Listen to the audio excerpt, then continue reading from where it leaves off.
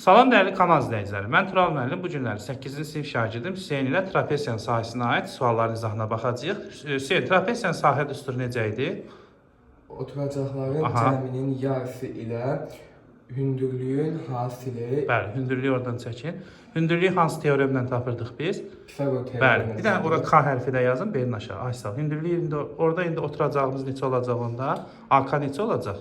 15-dən 5-i çıxırıq. 10, bura 5. Aha, burada. Aha, oradan da hündürlüyü çəkin. Bəli. Deməli indi Pisagor teoremindən BK-nı tapın. Necə tapacağıq? İndi 13-ün kvadratı 169, 5-in kvadratı 25, Yazın. 160. Bəli, kökün içində yazın. 169 çıxılsın. Bəli. 20 kök uzadı. Bəli. O da eləyir 144. 144-dən də kök nə çıxır? O da 12. Bəli. 12. 144 də kökün içində yazaq. Hə. İndi bayaqki düsturdan istifadə edək. 5-dən 15-i nə edəcəyik? 5-lə 15 toplayıb 2-yə böləndə eləyib 10. 10 da vuracağıq neçəyə? Onu da 12-yə yaz, 10 vuraq. Bəli, 10 vuraq. 12. Cavab neçə olacaq? 120. Ay sağ ol.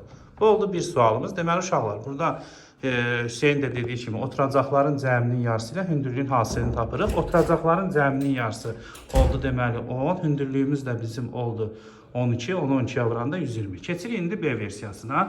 Növbəti trapesiya aid sualdır. Yenə həmin qaydadan istifadə edəcəyik. Deməli, əvvəlcə hündürlüyü çəkin şəkillə. Aha. Deməli, ora bir dənə K hərfi yazın, SK. KD onda neçə olacaq? 11-dən 5-i çıxanda 6 ilə bura 6. Yenə Pisagor teoremindən SK-nı nətər taparıq? 6-nın Yox, kvadratı. yox. Pisagor teoremi. Onun kvadratı.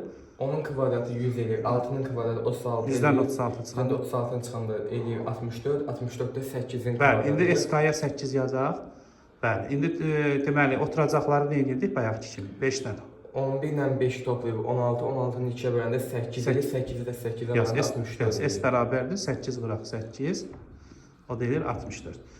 Deməli, burada da həmin düsturdan istifadə etdik. Deməli, uşaqlar, biz hündürlüyü tapmaq üçün Pisagor teoremindən istifadə etdik.